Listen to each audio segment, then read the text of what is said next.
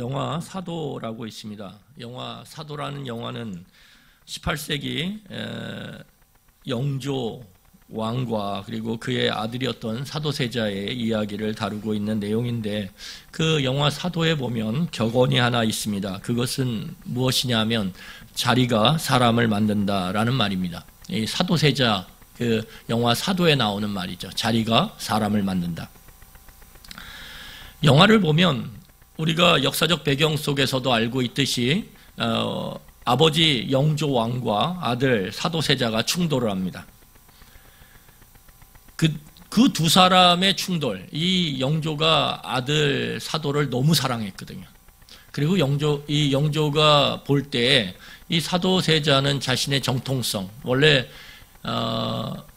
이 무술이 출신의 어머니를 둔 영조가 늘 갖고 있었던 게 뭐냐면 자기 어머니가 수건이거든요. 이게 가장 그 왕비와 빈이라고, 그 왕의 쉽게 말하면 후궁이죠. 후궁 중에서 제일 낮은 계급에 속하는 게 수건이에요. 수건, 빈, 그 다음에 이렇게 되는데, 여하튼 그 상황 가운데서 이 아주 천한 계급 출신의 자신의 한계성을 극복하기 위해서 자신의 아들 사도세자만은 정통성을 둔, 왜냐하면 아버지가 왕이잖아요. 그리고 왕과 그 해경궁이라고 하는 어머니, 이 왕비 사이에서 태어나지 않습니까? 그러니까 정통성이 있는 거죠. 그래서 너무너무 사랑했어요. 너무너무 사랑했는데, 그리고 그 사랑을 받기에 충분했어요. 왜냐하면 사도세자가 너무 똑똑했거든요. 너무 똑똑한 거예요. 공부도 잘했지만 이 활쏘기나 이런 무술에 능했어요. 그런데 이 사도세자가 크면서 공부보다는 무술 쪽에 말 타고 화살 쏘고 이러는 쪽으로 그의 마음이 옮겨갔어요. 옮겨갔는데, 그러는 가운데서 이 아버지와 아들이 충돌을 하게 돼요. 그런데 그 밑바닥을 보면 18세기의 조선시대는 붕당 정치라고 그래가지고 이 당파 싸움이 굉장히 심했어요. 그래서 우리가 알고 있는 탕평채라고 그래가지고 여러 가지 색깔의 야채들을 이렇게 같이 섞어서 먹는 그런 음식이 있지 않습니까? 일설에 의하면 그 탕평채가 이 18세기 붕당 정치, 이 당파 싸움이 심했던 이 시대에 영조가 그 서로 다른 사람들, 파벌들을 섞어서 함께 조화롭게 나라를 다스려보자 하면서 같이 서로 다른 당파들이 모여서, 수장들이 모여서 함께 왕과 먹었던 음식에서 유래됐다 그래요. 그만큼 당파와 붕당이 굉장히 심했어요. 그런데 그 시대 가운데 이 영조는 자신의 그 신분적 정체성이 약함에도 불구하고 그 당시에 노론이라고 하는 굉장히 강력한 이 정파의 힘을 덧입어서 그들의 처음에는 꼭두각시처럼 그렇게 왕의 자리에 오르게 됩니다. 그리고 노론과 이 영조는 굉장히 함께 이 조선을 이끌어가게 돼요. 18세기에. 그런데 이 사도세자는 누구를 배경으로 하고 있냐면 소론을 배경으로 하고 있습니다. 소론과 노론은 굉장히 사이가 안 좋았거든요. 그래서 결국은 각자 서 있는 자리가 달라요. 아버지는 노론에 서 있고 아들은 소론에 서 있는 거죠. 그러다 보니 결국은 그 안에서 여러 가지 음모와 또한 여러 가지 협작과 이런 것들이 횡행하면서 서로에 대한 오해가 쌓이고, 그 오해를 결국은 풀지 못해서 이 아들을 뒤집 속에 넣어서 죽이죠. 이런 아주 비참한 그러한 사건이 일어나는데, 원래는 짧게 하고 지나갔어야 되는데 갑자기 길어졌어요. 죄송해요. 여하튼 중요한 건 무엇이냐면 서로 서 있는 자리가 달랐다라는 거예요. 여러분, 사람은 항상 자리와 밀접하게 연관이 있습니다. 여러분들이 가정에 딱 보면 자기 자리가 있어요. 그렇지 않습니까? 여러분 집에 딱 들어가면 자기 자리가 있죠. 제 안에는 있던데요. 거기에 딱 있어서 꺼져 있어요. 이렇게. 그렇다고 제 안에 몸무게가 많지는 않습니다. 항상 이렇게 그 자리에 앉으니까. 여러분, 그래서 이 자기 자리가 있다라는 거예요. 어디든. 차를 타고 갈 때 가족이 딱 타면 자기 자리가 있죠. 사람과 자리는 밀접하게 연관이 돼 있다라는 거예요.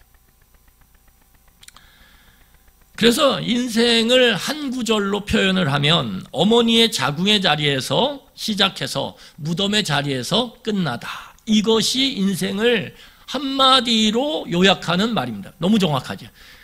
여러분, 이 세상에 어떤 사람도 어머니의 자궁의 자리로부터 나오지 않은 사람은 없습니다. 또한 무덤의 자리에서 인생을 마침표를 찍지 않을 사람은 없어요.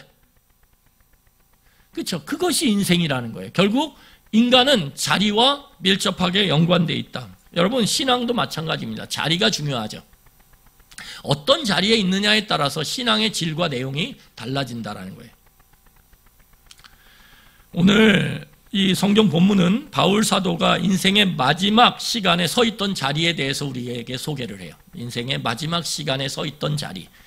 그 자리에서 과연 어떠한 모습을 사도 바울이 우리에게 보여주고 있는지를 통해서 우리가 이제 마지막에 설 그 마지막 자리에서 또한 우리는 어떻게 인생을 마무리할지 한번 깊이 올 한 해가 이제 다음 주로 끝나는 주일이 끝나는 시점에서 한번 같이 생각해 보기를 원합니다.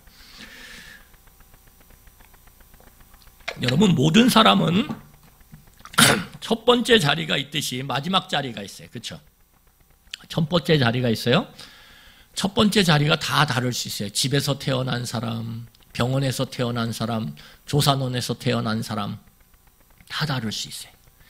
그만큼 태어나는 자리가 다양합니다. 어떤 사람들은 119를 불러서 병원으로 응급실로 급하게 가는 그 119 안에서 아이를 낳는 경우도 있어요. 그것처럼 마지막 자리도 다양하다라는 거예요. 첫 번째 자리가 다양한 것처럼 마지막 자리도 다양하다. 오늘 성경을 보면 사도 바울의 마지막 자리가 어디냐면 감옥이에요. 오늘 이 디모데후서는 사도 바울이 죽기 전에 마지막으로 쓴 유언과 같은 그러한 서신서입니다. 그러니까 이 서신서는 유언처럼 쓰여졌고 이 서신서를 썼던 그 자리는 차가운 로마의 감옥이죠. 그게 그의 마지막 자리라는 거예요. 여러분, 그런데 참 안타까운 것은 무엇이냐 하면 이 사도 바울이 마지막 자리인 로마 감옥까지 오는 동안에 그의 삶을 보면 그는 복음을 전하기 위해서 날마다 어떠한 것도 가리지 않고 어떠한 사람도 가리지 않고 그렇게 달려왔다라는 거예요. 그러니까 우리에게 참 안타까운 마음이 드는 게 뭐냐면 복음을 위해서 그렇게 살아왔는데 복음을 온몸으로 증거하면서 그렇게 살아왔는데 그 마지막 자리가 로마 감옥이에요. 딱 이 사도 바울의 인생의 모습이 그림처럼 우리의 머릿속에 들어오는 순간 우리는 이 지점에서 딱 걸려 넘어져요. 복음을 위해서 저렇게 헌신하고 복음을 전하기 위해서 그렇게 충성했던 마지막이 감옥의 자리인가. 우리는 표면적으로 상황적으로 그 자리만 보고 복음을 전한 마지막 자리가 저거라면 고민이 되는데 그리고 탁 걸려 넘어진다라는 거예요. 이 지점에서. 그런데 사도 바울의 기이한 점이 뭐냐면 그렇게 평생을 예수님 만난 다음부터는 복음을 전하기 위해서 날마다 달려왔는데 그 마지막 자리가 감옥임에도 불구하고 사도 바울은 그 자리에서 또 복음을 전하고 있다는 거예요. 감옥 속에서도. 여러분, 이게 기이하지 않습니까? 여러분, 우리 16절과 17절을 함께 읽도록 하겠습니다. 본문 16절과 17절입니다. 잠깐만요. 같이 읽겠습니다. 내가 처음 변명할 때에 나와 함께한 자가 하나도 없고 다 나를 버렸으나 그들에게 허물을 돌리지 않기를 원하노라. 주께서 내 곁에 서서 나에게 힘을 주심은 나로 말미암아 선포된 말씀이 온전히 전파되어 모든 이방인이 듣게 하려 하심이니 내가 사자의 입에서 건짐을 받았느니라. 여러분, 오늘 사도 바울이 말씀을 전하는 사역 때문에 로마 감옥에 갇혔고요. 로마 감옥에서 신문을 받는, 재판을 받는 과정 속에서도 사도 바울은 하나님의 말씀을 증거했다라는 거예요. 여러분, 로마 감옥에서 재판을 받기 위해 법정에 쓰는 순간 그 왕의 신문을 받는 그 과정 속에 많은 사람들이 사도 바울을 보기 위해서 모여들었어요. 그 모여든 그 순간에도 사도 바울은 복음을 전하는 일을 멈추지 않았다라는 거예요. 여러분, 만약 우리라면 복음을 내 삶에 실천하고 적용하면서 살아왔는데 그 마지막 자리가 우리가 원하지 않던 자리예요. 그러면 어떻게 될까요? 일반적으로 사람은 원망을 하게 됩니다. 실망을 하게 되죠. 실망을 통해서 원망과 불평이 나오는 거예요. 그게 자연스러운 거예요. 여러분, 이스라엘 백성들이 그 바로의 압제와 억압 가운데서 자유함을 얻고 출애굽을 했습니다. 출애굽을 할 때 그들에게 얼마나 많은 꿈들이 있었겠습니까? 그런데 그들이 결국은 출애굽해서 나온 곳이 어디냐면 광야 한가운데죠. 물이 없는 곳, 먹을 것이 없는 곳, 어떠한 애씀과 노력도 아무 소용이 없는 곳. 그래서 곱하기 0인 지역이 광야예요. 우리 인생 가운데 곱하기 0이에요. 뭘 곱해도 거기다가 0 곱하기 뭘 곱해도 다 0이죠. 광야가 그런 땅이란 말이에요. 그래서 이스라엘 백성들이 뭐라고 원망하며 불평합니까? 그래도 애굽이 낫지. 애굽은 왜요? 억압받고 착취받고 빼앗기지만 그래도 1 곱하기 뭐 2 곱하기 뭐 3 곱하기 뭐였거든요. 그래도 내가 조금 애쓰면 곱하기가 0은 안 돼요. 2가 되고 3이 돼요. 그래서 나름대로 애굽이 억울하고 힘들긴 했지만 광야보다 낫다라는 거예요. 그래서 광야에서 이스라엘 백성들이 어떻게 합니까? 하나님을 원망하고 모세에게 불평하죠. 여러분, 일반적인 거예요, 이게. 그런데 오늘 사도 바울은 놀랍게도 복음을 전하는 인생을 평생 동안 살아오고 그 살아옴의 마지막 결과가 이 로마 감옥의 자리임에도 불구하고 그는 그 자리에서 복음을 전하는 일을 멈추지 않았다라는 거예요. 이게 특이한 거예요. 그러면 도대체 왜 그랬냐 이거죠. 왜? 우리는 여기서 힌트를 얻어야 돼요. 어떤 힌트냐면 이스라엘 백성이 출애굽한 후에 그들이 서 있던 자리는 광야예요. 0 곱하기. 그런데 사도 바울은 인생을 다 산 다음에 인생의 끝의 자리가 로마 감옥이에요. 광야. 그러면 이 시작에 서 있던 것과 이스라엘 백성이 마지막에 서 있는 이 사도 바울의 차이는 뭐냐? 오늘 본문에서 우리에게 이야기합니다. 그 차이 때문에 사도 바울이 이 마지막 로마 감옥의 자리에 서 있음에도 불구하고 복음을 전하지 않을 수 없었던 거예요.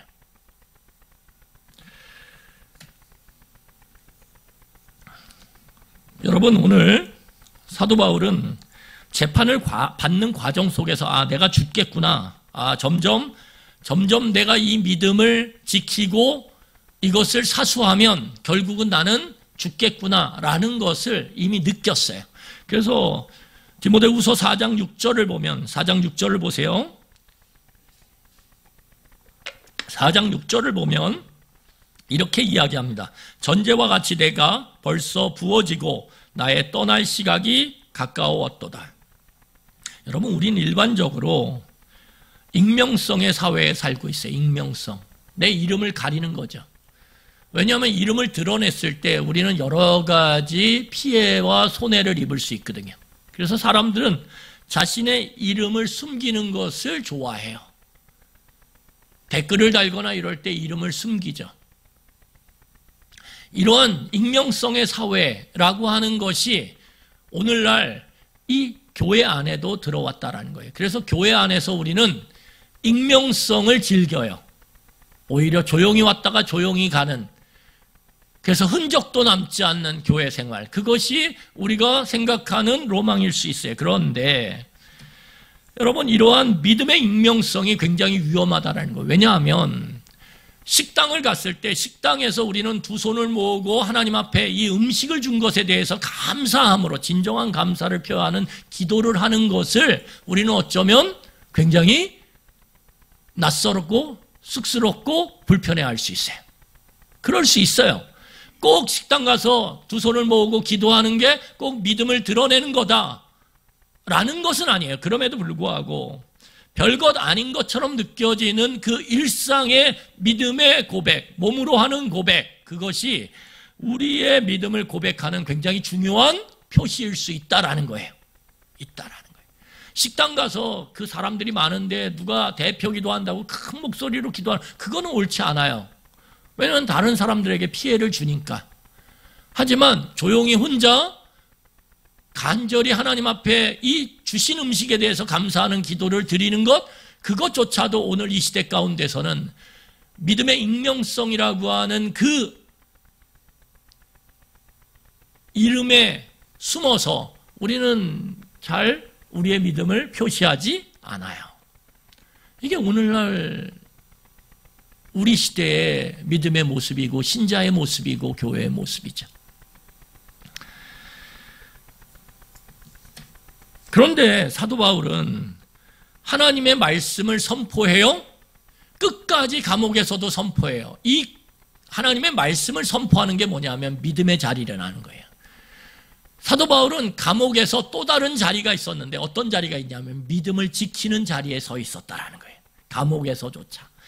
다시 말해서 이스라엘 백성의 예를 들면 이스라엘 백성이 광야에 있음에도 불구하고 그들은 믿음을 지키지 않는 자리에 있었어요. 그런데 그 광야에서도 모세는 믿음을 지키는 자리에 끝까지 있으려고 애썼다라는 거예요. 여러분, 눈에 보이는 자리가 광야든 그렇지 않든 상관없이 거기에 또 다른 자리가 있는데 그 자리가 믿음을 지키는 자리냐 아니면 믿음을 버리는 자리냐, 이게 중첩되어 있다는 거예요. 이 자리가.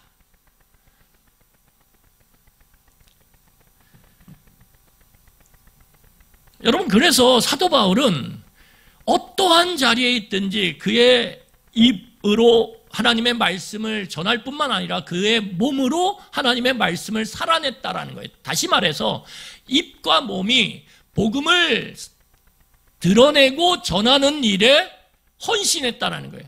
그래서 사도 바울의 이 인생을 보면 믿음을 지키는 자리가 입체적이에요. 믿음을 지키는 자리가 평면적이지 않다라는 거예요. 누가 봐도, 멀리서 봐도 우뚝 솟은 그 입체감이 딱 보여요. 여러분, 우리는 삶을 살아가면서 믿음이 평면적일 수 있어요. 평면적. 교회에 왔을 때만 믿음 생활해. 네? 그런데 사도 바울은 장소와 상관없이, 자리와 상관없이 그의 믿음은 입체적으로 그 주변에 어떤 사람들도 다 믿음의 사람이구나 알 수 있을 정도로 그렇게 입과 몸으로 표현됐다라는 거예요. 이게 믿음의 3D, 4D죠. 사도 바울의 인생을 보면 믿음이 실감이 나요. 짜릿해요. 사도 바울의 인생을 보면 하나님의 말씀을 온몸으로 전해 사는 것이 정말 느껴져요. 그리고 의문이 가요. 아니, 저렇게 감옥의 자리에서조차도 왜 저렇게 살지? 왜 저렇게 끝까지 죽음을 불사하면서까지 왜 복음을 살아내지? 의문이 생긴다라는 거예요. 사람들로 하여금. 왜? 너무 선명하게 입체적으로 보이니까, 실감나게 보이니까. 여러분, 그래서 우리는 질문할 수 있어야 돼요. 내 인생을 바라보면서 다른 주변의 사람들이 네 인생에 네가 말하는 하나님, 네가 믿고 있는 그 예수님이 도대체 너의 인생 가운데 2D로 드러나냐, 3D로 드러나냐, 4D로 드러나냐. 여러분, 우리는 사람들에 의해서 질문을 받아야 된다라는 거예요. 야, 너는 교회 갈 때만 신앙생활을 하는구나. 이렇게. 집에서조차도 아이들이 뭐라 그래요? 엄마 아빠는 교회 가서만 성경을 읽어. 성경은 평면적이에요. 어디에? 교회 안에서만 펴지죠. 집 안에서, 차 안에서 성경이 펴지질 않아요. 그러니까 입체가 안 되는 거예요. 입체가. 3D, 4D가 안 되는 거예요. 믿음이. 그러니까 아이들이 뭐라 그러냐면 엄마 아빠의 믿음이 잘 보이지 않아요. 이렇게 이야기하는 거예요. 교회 안에서만 보여요. 이렇게 이야기하는 거예요.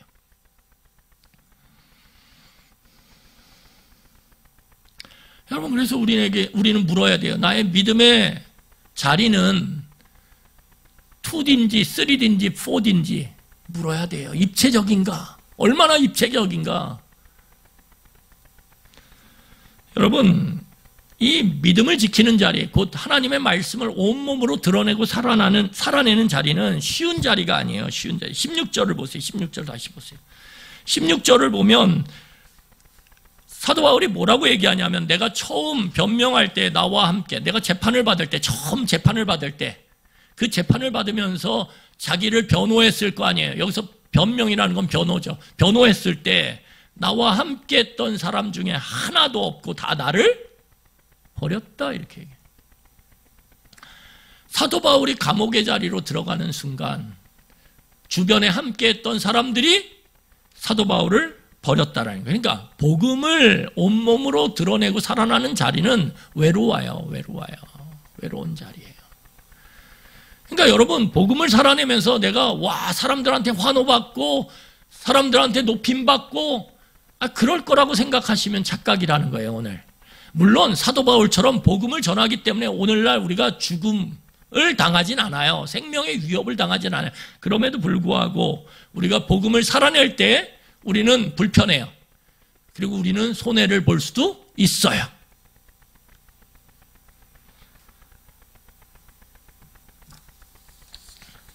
여러분 10절을 보세요. 우리 10절 보겠습니다. 데마는 이 세상을 사랑하여 나를 버리고 데살로니가로 갔고, 그레스게는 갈라디아로, 디도는 달마디아로 갔고. 여러분, 여기서 우리가 주목할 이름이 있는데 데마라고 하는 이름입니다. 데마는 사도 바울이 굉장히 아꼈던 동역자예요. 그래서 골로새서 4장 14절과 빌레몬서 24절을 보세요. 오늘 골로새서 4장 14절을 보면 이렇게 얘기합니다. 사랑을 받은 의사 누가와 또 데마가 너희에게 문안하느니라. 오늘 데마와 누가는 사도 바울의 사랑을 받았던 사람들이에요. 사랑을 받았던 사람들. 그런데 그 바울의 사역 기간 동안에 함께하며 바울로부터 많은 사랑을 받았던 그 데마가 오늘 바울이 감옥의 자리에서 재판을 받기 시작하자 도망쳤다라는 거예요. 버렸다라는 거예요. 사도 바울을. 오늘 빌레몬서 24절을 보면 또한 나의 동역자 마가, 아리스타고, 데마, 누가가 문안하니라. 오늘 성경은 사도 바울이 뭐라고 얘기하냐면 데마는 이전에 나의 동역자였다, 이렇게 얘기해요. 그런데 그 동역자며 사도 바울이 그렇게 아끼고 사랑했던 그 데마가 사도 바울이 복음을 전하다가 감옥에 그 자리에 서자 결국은 사도 바울을 버리고 말씀을 버리고 믿음을 버리고 세상으로 돌아갔다라는 거예요. 여러분, 결국 믿음을 지키는 자리, 말씀을 살아내는 자리는 외로운 자리예요. 여러분, 내가 말씀을 살아내는데 외롭지 않다. 그러면 우리가 말씀을 살아내고 있는지에 대해서 질문을 던져야 돼요. 왜요? 말씀을 살아내려고 그러면 외롭거든요. 직장에서도 외로워요. 왜요? 다른 사람들은 막 식사한 다음에 남 험담하는데 그 자리에 믿음을 지키기 위해서 끼지 않으려면 어떻게 해요? 그 같이 험담하는 사람들로부터 외면당할 수밖에 없다라는 거예요. 손해가 있는 거예요. 손해가. 복음을 살아내면 손해가 없을 수가 없어요.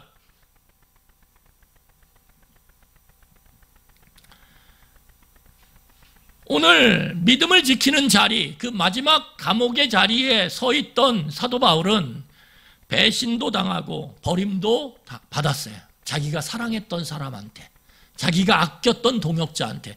여러분, 이것만큼 가슴 아픈 게 있겠습니까? 마음이 상하는 일이 있겠습니까? 그런데 거기서 멈추는 것이 아니라 이 믿음을 지키는 자리, 이 사도 바울이 믿음을 지켰던 그 감옥의 자리, 그 마지막 인생의 자리에는 무엇이 있냐면 많은 핍박과 고통을 받는 자리였다라는 거예요. 자, 우리 14절을 보겠습니다. 14절. 제가 금요일날 저녁에 태권도 선교회라고 거기 11시에서 12시까지 예배를 드려요. 예배 드리는데 찬바람이 불고 여기가 좀 건조하고 추워요. 사무실이. 그래가지고 이게 이제 가래가 막 나오는데 거기는 체육관에서 보이는데 제가 세태선 그 세계 태권도 선교회 가서 말씀을 전하면 목소리가 아무것도 마이크가 없어요. 그러니까 엄청 크게 하거든요. 그날은 제가 볼 때 더 크게 했던 것 같아요. 그리고 났더니 목이 확 가라앉았어요. 아마 그분들은 왜 악을 쓰나 그랬을 거예요. 여하튼 목소리가 이해하시고 불쾌하셔도 들으세요. 원래 목소리 괜찮잖아요.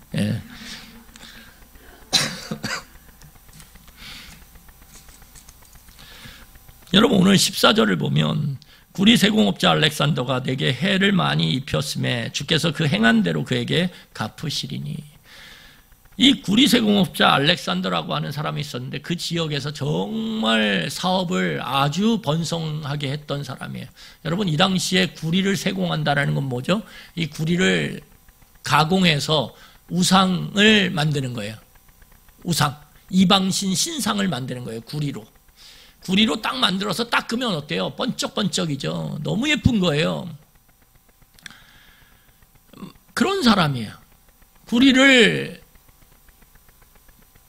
가지고 우상을 만들어서 팔던 장사꾼.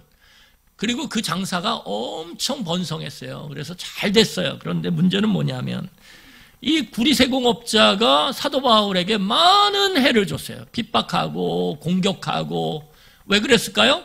이 사도 바울이 말씀을 전하고 믿음을 지키고 그 자리에서 굽히지 않고 하나님의 복음을 온몸으로 드러내면 사람들이 예수님을 믿고 회심하거든요.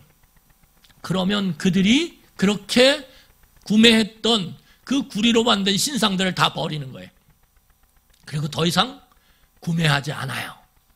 그러다 보니까 이 알렉산더의 우상을 만드는 산업이 어떻게 됩니까? 만들어서 판매하는 산업이 점점 쇠퇴하는 거예요. 그러니까 알렉산더에게 복음을 전해서 사람들을 우상으로부터 멀리하게 만드는 사도 바울은 눈의 가시예요.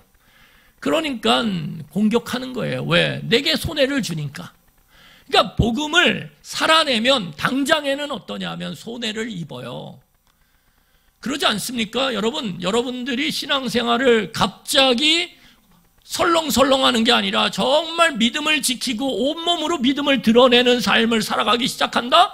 믿음의 자리에 머문다. 그것이 가정이든 그것이 직장이든 믿음을 드러내고 지키는 자리에 서 있다. 직장에서도 가정에서도. 그러면 믿지 않는 남편이 먼저 시비를 걸어요. 믿지 않는 남편이 어떻게 합니까? 자꾸 시비를 걸어온단 말이에요. 그러면서 공격해요. 그것이 자연스러운 거예요. 자연스러운 거예요. 그런데 그 자연스러움이 나중에 어떻게 될까요? 뒤바뀌죠. 더 열심히 예수님을 섬기고 믿는 자리에 서 있을 수 있다라는 거예요. 그 남편이, 그 부모님이.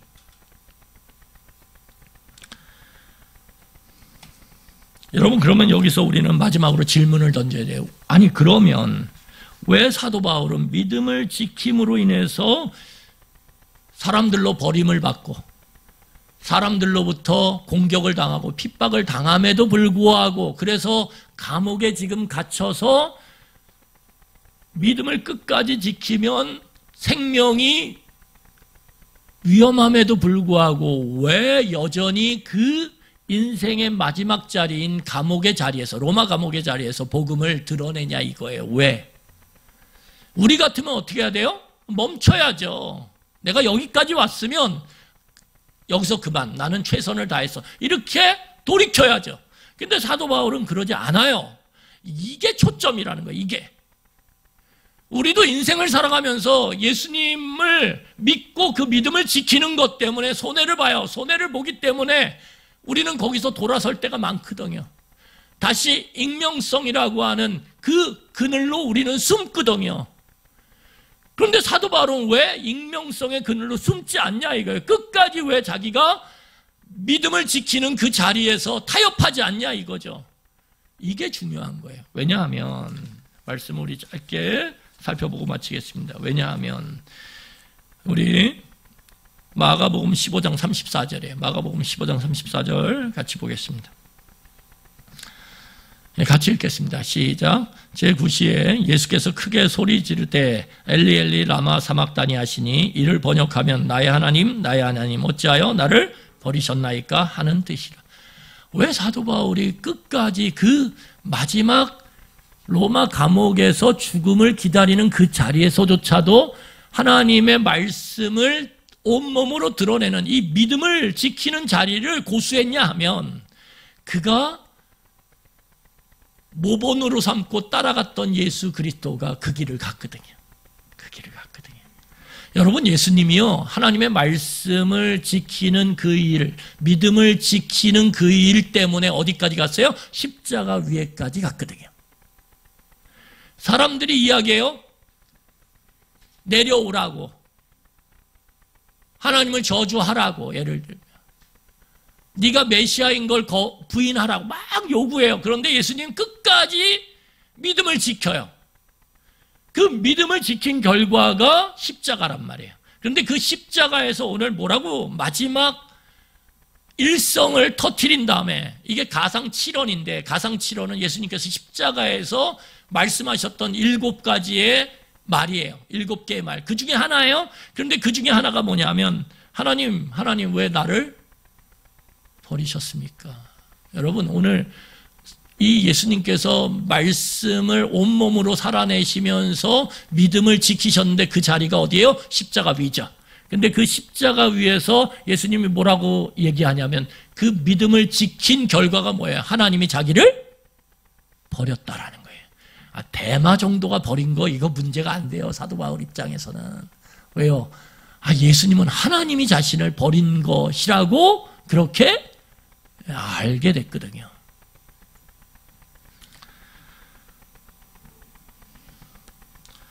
사도 바울이 따라왔던 모본인 예수 그리스도를 바라보니 예수 그리스도가 십자가에서 믿음을 지키기 위해서 모든 고난과 핍박을 이미 받았어요. 이미 받았어요. 자기가 받는 것과는 비교도 안 되는 믿음을 지키는 그 자리를 고수하기 위해서 핍박과 고난을 받았단 말이에요. 예수님이. 그러니까 사도 바울이 예수님을 바라보면서 나아갈 때 놀라운 경험을 해요. 어떤 경험을 하냐면 그 믿음을 지키는 자리에서 자기가 바라본 그 예수님, 자기가 믿고 따라갔던 그 예수님이 믿음을 지키기 위해서 기꺼이 당했던 그 고난과 고통과 핍박을 바라보면서 그는 뭘 느끼게 되냐면 예수님이 나와 함께 계시는구나. 왜요? 동일한 길을 가니까. 그러니까 여기서 이 사도 바울은 예수님이 나와 함께 계신다. 동행을 경험하게 돼요. 나와 동행하시는구나. 그러니까 머리로 예수님이 나와 동행한다라는 걸 느끼는 게 아니에요. 머리의 신앙이 아니란 말이에요. 이 사도 바울의 신앙은 뭐냐면 온몸으로 믿음을 지켜낼 때 그 온몸을 감싸는 예수님의 동행을 경험하게 되는 거예요. 나와 동행하고 계시구나. 이 자리에도 나와 함께 계시는구나. 그러면서 예수님이 어떻게 합니까? 그 사도 바울을 공감해줘요. 여러분, 같은 길을 걸어갔던 사람들은 어떻게 돼요? 공감이 돼요. 아이고, 너도 힘들겠다. 그러니까 여러분, 자식을 바라볼 때 내가 걸어가지 못한 길을 생각하면서 자식을 바라보지 마세요. 내가 열심히 공부하는 길을 안 갔어. 그런데 자식에게는 열심히 공부하는 길을 가기를 바래. 그렇지 않습니까? 그러지 마시라는 거예요. 왜냐하면 내가 걸어갔던 길을 한번 되돌아보세요. 그러면 뭐예요? 부모님 눈 피해가지고 어떻게든 놀려고 했던 거, 걸어가셨던 길이죠. 지금 마스크 쓰고 있다고 지금 막 눈으로 저를 향해서 부인하시는데, 걸어갔잖아요. 그 길을.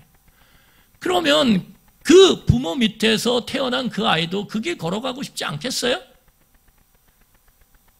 그러면 이해하고 공감하고 기다려주는 것이 마땅하지 않을까요?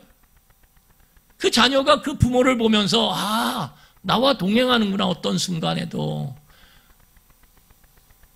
어떤 순간에도 나를 공감해 주는구나, 이해해 주는구나 라고 느낄 때 견뎌낼 수 있는 거죠. 견뎌낼 수 있는 거죠. 오늘 사도 바울이 이 믿음의 자리를 지키면서 경험한 놀라운 경험이 뭐냐면 그 길을 먼저 가셨던 예수님이 나와 함께 계시고 예수님께서 내 아픔과 내 슬픔과 내 고통과 그 배신당한 그 쓰라림을 다 공감하시고 이해하시는구나. 그거를 경험했다라는 거예요. 그걸 경험했다라는 거예요.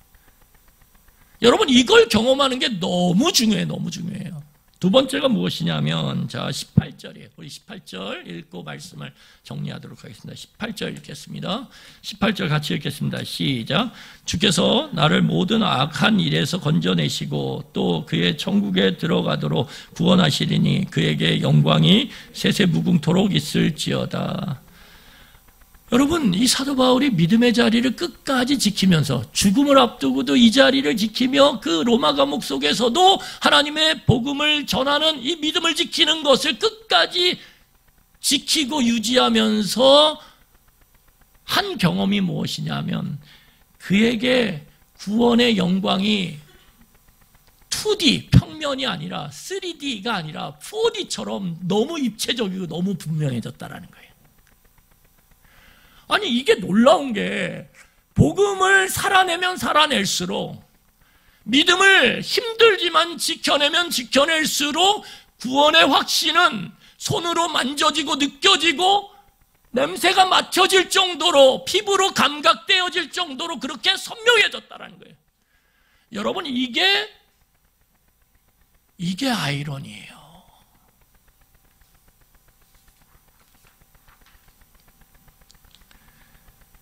오늘 믿음을 지키는 자리에서 이 사도 바울은 하나님의 동행하심, 하나님의 공감하심만을 느낀 게 아니라 그분이 내게 힘을 주시는 거야. 견뎌낼 수 있도록, 믿음을 지켜낼 수 있도록. 그분이 구원에 대한 확실한 맛을 내게 보도록 하시는구나. 와, 세상에 결코 줄 수 없는 하늘의 기쁨을 누리게 하시는. 그래서 사도 바울은 이 감옥의 자리에서 하늘의 기쁨을 누려요. 그래서 사도 바울이 빌립보서를 보면 감옥에 있었거든요. 감옥에서 그가 글을 쓰는데 그 글의 핵심이 뭐냐면 그리스도 안에서 내가 너무 기쁘다 이거예요. 그리스도 안에서 내가 너무 기쁘다. 여러분, 둘 중에 하나예요. 정말 기쁘든 아니면 미쳤든.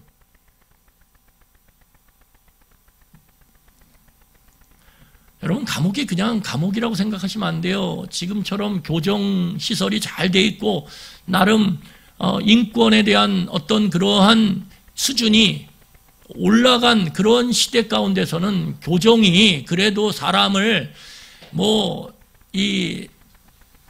자유롭게 살아가는 그러한 상황 가운데서 누렸던 건 다 못 누리지만 그래도 기본적으로 인간에게 필요한 것들을 누릴 수 있어요. 그런데 북한만 가도요, 정치 수용범에 딱 들어가면, 수용소에 들어가면 사람들이 한 너댓 평 되는 그러한 공간에 수십 수백 명이 들어가 있어요. 이렇게 빈틈없이 서로 이렇게 탁탁탁탁 맞물려 있어요. 왜? 일반 사람들도 먹을 식량이 없거든요. 그러니까 그들에게 먹을 식량을 거의 주지 않아요. 정치 수용소에 있다가 나온 사람들의 이야기를 들어보면 아주 열악해요. 그럴 거라고 짐작해요. 그런데 더 문제는 뭐냐면 그 많은 사람들이 있다 보니 어떻게 됩니까? 환경이 너무 안 좋아요. 그러니까 사람들이 먹지도 못하죠. 환경도 안 좋죠. 그러니까 잠도 못 자요. 왜 못 자면 빈대가 너무 많거든요. 밤새 빈대가 물어뜯는데 이게 극복이 안 돼요. 왜냐하면 그 많은 사람이 너댓 평 되는 그 감옥 안에 수십 명이 빼곡하게 있으니 그 빈대가 어떻게 잡겠습니까? 그러니까 그 수용소에 있던 사람들이 뭐라고 얘기하냐면 빈대 없이 자보는 게 내 일생의 소원이었다라고 얘기를 해요.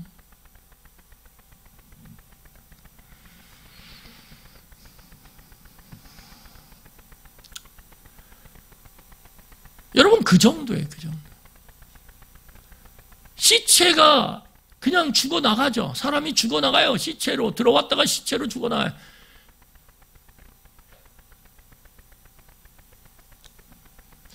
그런 자리가 더하면 더했지 못하지 않은 것이 로마 감옥이란 말이에요.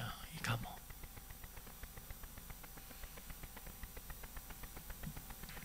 그 감옥에서 사도 바울이 뭐라고 얘기합니까? 기쁘다.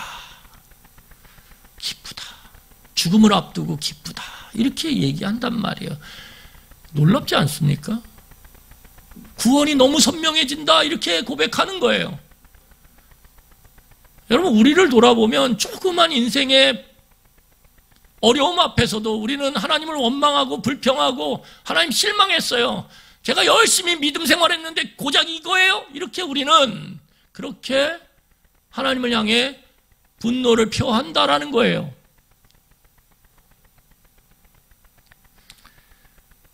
여러분, 그러면 사도 바울이 어떻게 이렇게 될 수 있었을까요? 어떻게 끝까지 믿음의 자리에서 예수 그리스도의 동행하심 그리고 공감하심, 그러면서 구원이 점점 입체가 되고 더 선명해지면서 그것이 만져지고 느껴지는 이러한 은혜를 누릴 수 있었던 이유는 무엇이냐 하면 그가 뭐예요? 그 자리에서 믿음을 포기하지 않고 믿음을 끝까지 지키는 자리에 서 있었기 때문이에요. 왜요? 그 믿음을 지키는 자리에 함께 하시는 예수님께서 그에게 은혜를 허락하셨거든요. 여러분, 이 놀라운 하늘의 기쁨, 구원의 확신, 예수 그리스도의 공감하심, 이것을 경험할 수 있는 유일한 길은 뭐냐 하면 믿음의 시련이 찾아올 때 그 믿음의 자리를 지키는 거예요. 믿음의 자리를 지키는 것. 지키면 지킬수록 어떻게 돼요? 하나님의 그 은혜 베푸심을 경험할 수 있게 되고요. 그것을 맛볼 때 우리는 또다시 그 자리를 지킬 수 있는 거예요. 사도 바울의 인생은 이 인생이에요. 이 인생. 지켰더니 구원의 기쁨이 느껴져요. 감격이 누려져요. 그러니까 어떻게 합니까? 또 지키는 거예요. 그 자리를. 왜? 그 감격을 맛봤기 때문에. 그런데 또 지킬 때 그 감격이 더 강해져요. 더 선명해져요. 그럼 또 지키는 거예요. 또 지키는 거예요. 또 지키는 거예요. 또 지키는 거예요. 그래서 마지막 죽음의 자리, 그 마지막 자리까지도 사도 바울은 믿음을 사수하고 지켰던 거예요.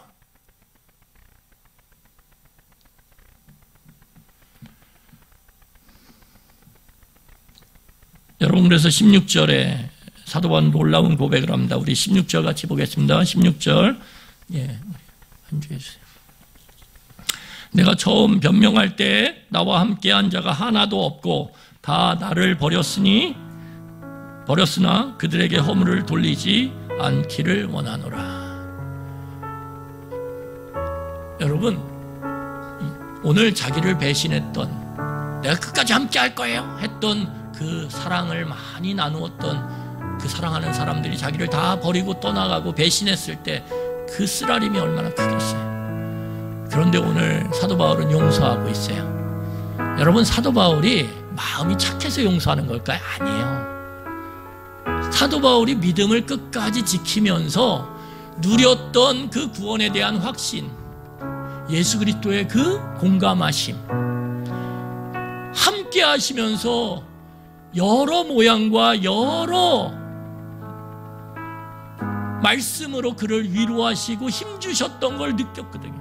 경험했거든요. 그러니까 그 큰 기쁨을 누릴 때 자신을 배신하고 믿음의 자리를 떠나갔던 사람들이 믿기는커녕 오늘 사도 바울은 안타까워해요. 그 믿음의 자리를 떠났어. 떠나면 안 되는데. 오히려 안타까워하면서 그들에게 용서를 선언하고 있어요.